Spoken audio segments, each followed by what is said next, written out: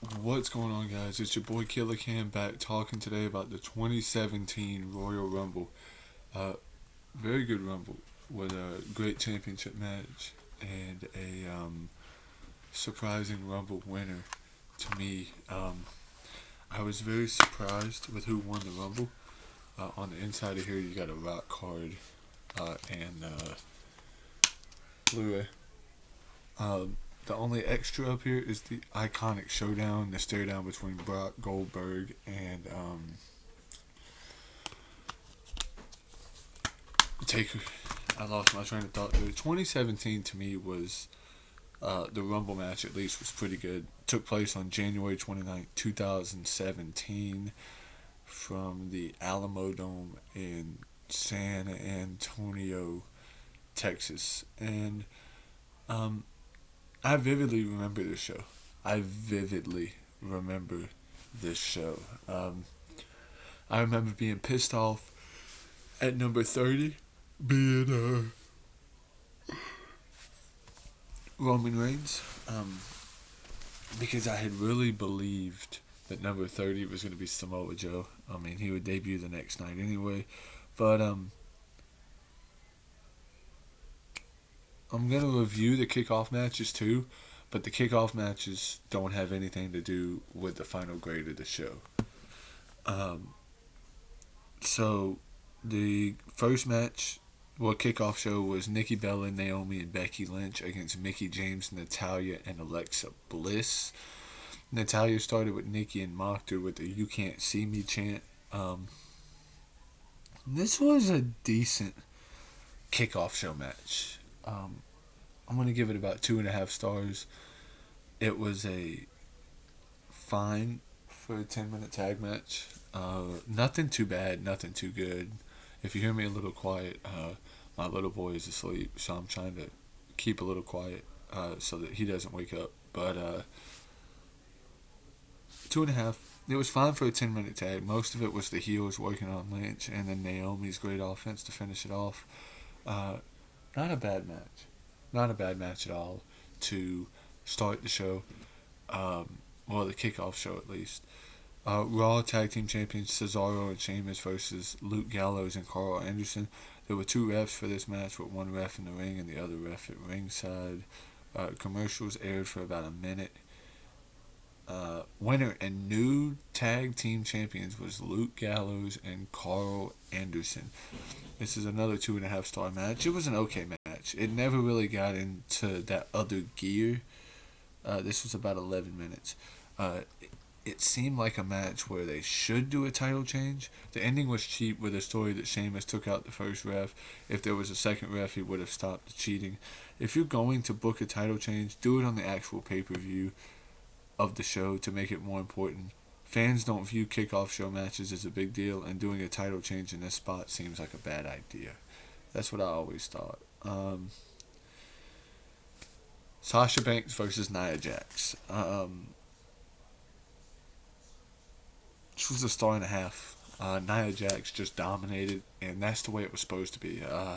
Nia was coming in, and they were trying to build Nia up as this unstoppable force, and getting a dominant win over a prominent female staple in Sasha was a great idea to me, and it really kind of helped with that. I liked it. That was the kickoff show. Now on to the main show itself. There were 52,020 fans in the Alamodome. The opening match of the night was the Raw Women's Championship match. Charlotte Flair taking on Bayley. This match right here, was not a bad match. It was not at all.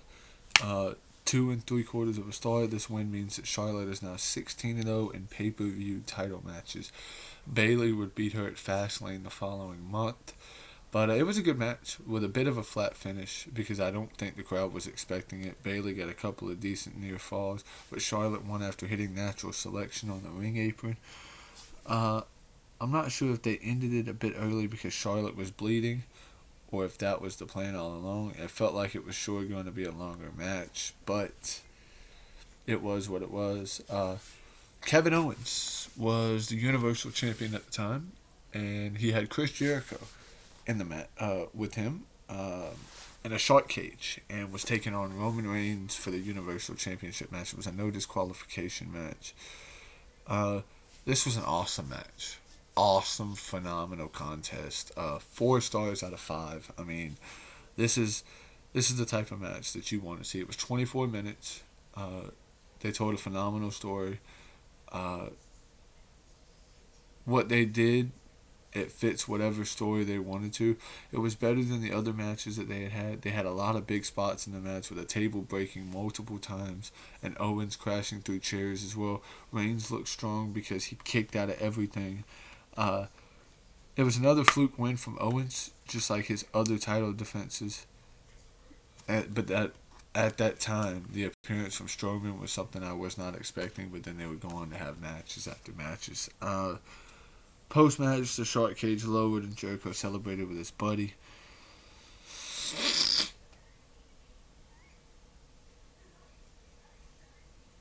There was a video about the Rumble moments. Cole said it was a countdown from 30 to 15, but it was more than showing different stats relating to the Rumble. Stephanie McMahon and Mick Foley were backstage. Shane McMahon and Daniel Bryan showed up.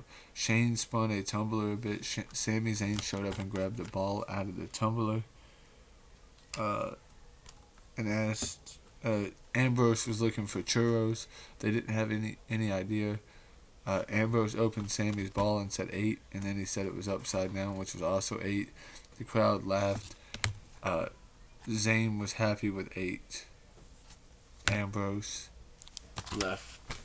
You know, I mean, it was what it was. You know, I mean, he ended up entering in.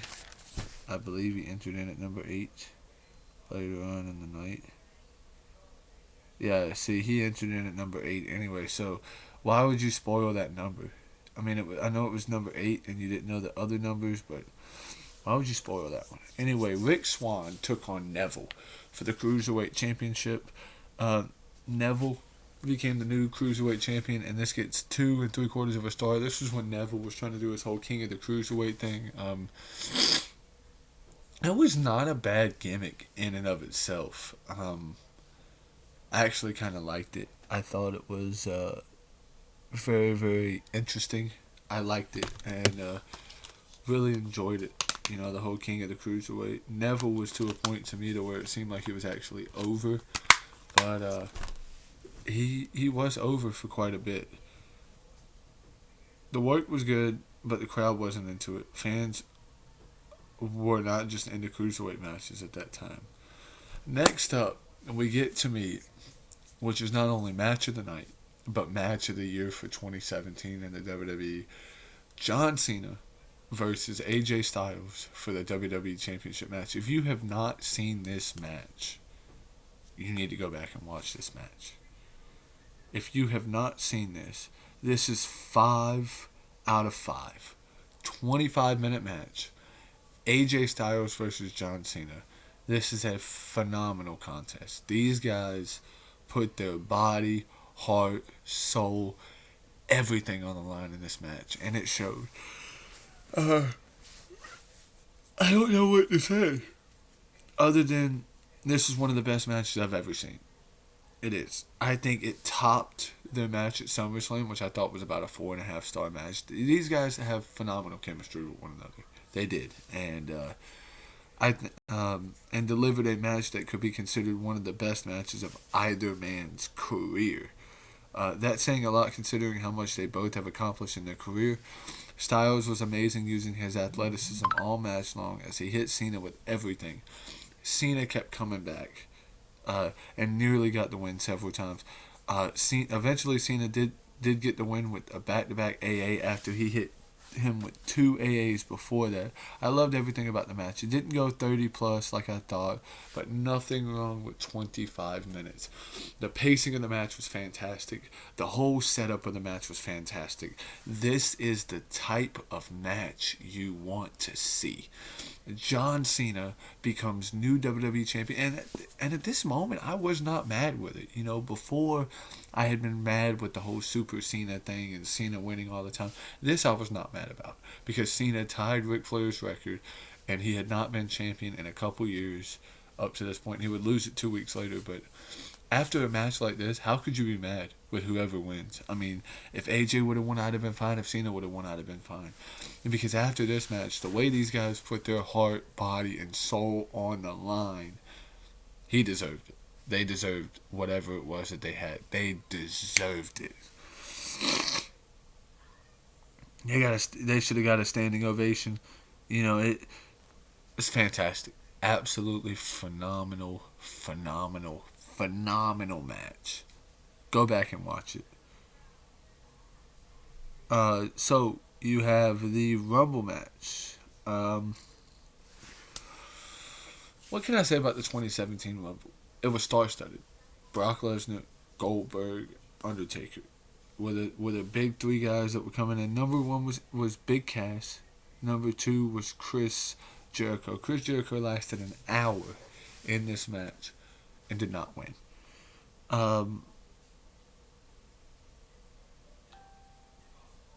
Number 3 was Kalisto. 4 was Mojo, Jack Gallagher, Henry. Braun Strowman came out at number 7 and dominated the early on part of the match. And then we knew number 8 was Sami Zayn. Spoiler. But it was what it was. It was good to see Ty Dillinger. Ty Dillinger was 10. It was all good to see. I loved, and I'm trying to go back how I saw this event live as it was happening, because I didn't do a live review of the show at the time, but I had seen the show, and just looking at it and watching it then, and then watching the show 3 years later from 2020 eyes, instead of 2017 eyes, it's amazing to me, Dean Ambrose, Baron Corbin, Kofi of the New Day, The Miz. Finally, the winner would come out at number 23, and it would be Randy Orton. Having Randy win to me wasn't necessarily a bad thing, because Randy to me was kind of a surprise, because I did not expect Randy Orton to be the guy to win the Royal Rumble match. I really expected it to be Roman or somebody else, but it ended up not being that. Number 26 was Brock Lesnar. 28 was Goldberg. Goldberg eliminated Brock. Undertaker eliminated Goldberg, so it set up Goldberg, Lesnar at Mania, and then Roman eliminated Undertaker, which set up that god-awful match between Roman Reigns and The Undertaker at WrestleMania. Final 4 were Reigns, Orton, Jericho, Wyatt. Jericho got tossed out. Wyatt got tossed out by Reigns. Reigns got eliminated by Orton. It made sense for Orton to win. 3.25 stars. It made sense because it set up Bray and Orton. I just wish... And at that time, I was kind of frustrated when Bray won the title, because I wanted Bray to have a long title reign. And now that he's the Fiend, he's getting the title reign that I feel like he's rightfully earned. But, it was really great to see. I was glad to see Orton, win. I didn't mind seeing it. This show to me gets an 8 out of 10. I mean, it's one of the better Rumble pay-per-views to me. I really don't have a lot of bad stuff to say about this show.